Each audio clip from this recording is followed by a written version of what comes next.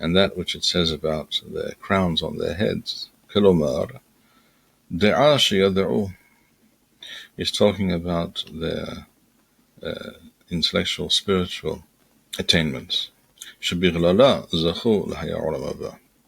Mesuya Imahem, that understanding, that level of wisdom, of understanding, etc., defines their soul, who they are. And that is their crown. So this is a mashal. As it says in Shir HaShirim, there it also speaks about the crown of Shlomo HaMelech, not referring to his physical monarchical crown. And it also speaking of Olam Haba, so it is the pasuk is understood, certainly by Rambam here. It's referring to Olam Haba. وَإِنَّ السِّمْحَةَ guf كَدَيْ شَتَنُوحَ الْهَرُوش. Simcha, of course, is an abstract concept and does not reside in the head or on the head or anything like that. So all of these things must be understood as allegories. Kach Abtara Amru Hachamim Kan Hiya. This refers to their level. This is not to be understood precisely in the manner that the ancient Greek philosophers understood the concept of the nefesh or the de'ah. In other words, there's no question that Rambam here is being influenced by what he saw in the Greek philosophical texts. This approach is without a doubt a reflection of the ideas and the opinions that he saw there, which is exactly why it is suspect, as many Chachamim have pointed out, whether it's the Ramban or Rabbeinu Yonah or many others. Nevertheless, Rambam is not claiming, as also you find this opinion expressed in at the beginning of Sefer HaKuzari, the Rabbeinu Yehuda Halevi, where he mentions the opinions and the understandings and the beliefs of the Greek philosophers. There, the De'ah that they refer to is an intellectual, philosophical, and even scientific understanding. In other words, the more a person investigated the workings of nature and the physical world and understood how things are and how things work, and therefore could be described as an extremely wise man and knowledgeable, this understanding is the basis for the what happens to the soul later. Rambam says otherwise. In other words, in Rambam's understanding, is not only an objective, scientific, philosophical understanding of the world, but it is also a matter of being aware of Hashem, the Boreh, the Creator, and understanding how Hashem runs the world, as it were, and maintains it. This by definition is very different from the classic philosophical position of the Greeks, because they, for various, again, philosophical reasons or musings or assumptions, concluded that the Creator is so great, so majestic, and therefore so far removed from the physical world in which we reside, that clearly he has no interest and no knowledge of what goes on in this world. Knowledge in the specific sense. He's not involved in what goes on. There's no hashgacha.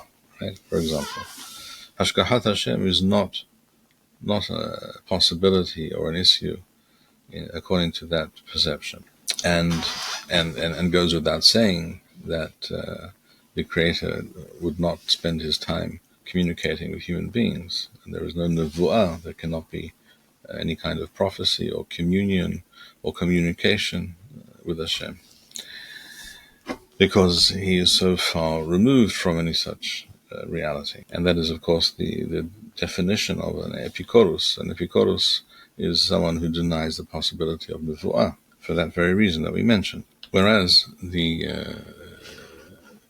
Rambam, of course, believing in nevuah, believing in hashgahat Hashem, believing that Hashem is intimately involved in this world, which is a completely different understanding of reality, of human existence, thoroughly different. Even though Rambam was influenced by these Greek ideas, but only up to an extent, only up to a certain point. So according to Rambam, the wisdom and the understanding, the knowledge of the person, of the righteous person, is not just what we would call objective scientific knowledge regarding the physical world or something like that, but it also involves a clear spiritual dimension. Rambam continues, and he says in Halacha Hey, Umahu zeh she'amru wa nehenim miziva shechina. So according to our understanding, says Rambam, that we must understand, and we do understand, that statement of the Chachamim in Masechet Berachot, that Tzadikim Yoshavim U'atarothehem Berashehem U'nehenim Miziva Shechina. What does that mean, that they enjoy or they bask in the light of Hashem? Sheyode'im u'masirim me'amitat HaKadosh Baruch Hu ma she'enam yode'im wahem baguf ha'afel ha'shofel. In other words, basking in the light of Hashem refers also a kind of allegory, a mashal, referring to the ability of a human being in that state of olam haba to perceive something of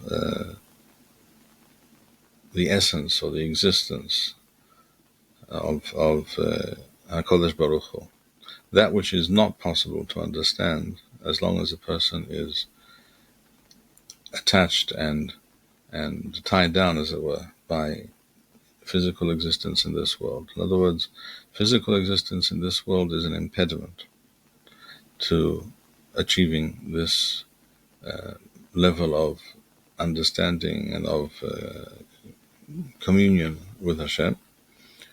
B'olam haba, this becomes possible. But in order to achieve this b'olam haba, one has to achieve a very high level b'olam haba, b'olam hazeh first, and then b'olam haba, it is as it were, your chips are cashed in, and you achieve a level and a type of existence and understanding that is not possible in this world.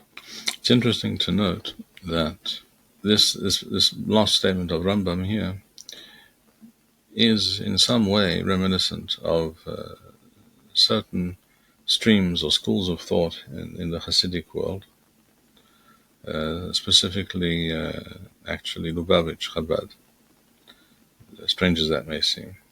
But there is a connection. There is a certain point where they converge here.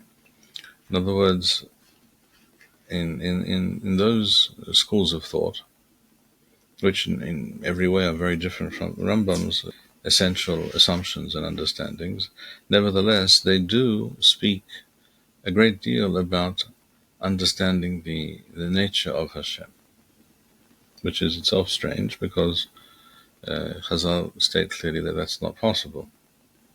But it is a fact that these particular schools of thought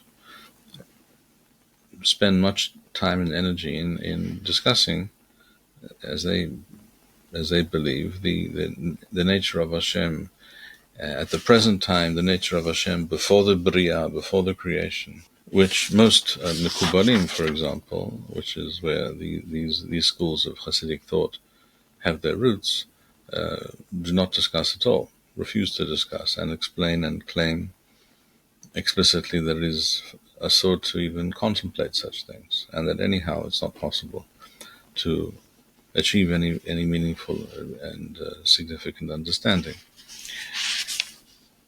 Rambam here says that the difference, of course, being that it's not. Nevertheless, there is a big difference, because Rambam is speaking about achieving such an understanding, or some limited understanding, which is not possible in this world, Ba'olam haba, whereas these Hasidic groups claim that they can discuss and meaningfully discuss these matters Ba'olam hazeh. That's a very big difference. So there's on the one hand a certain similarity, on the other hand a very huge gulf exists between them.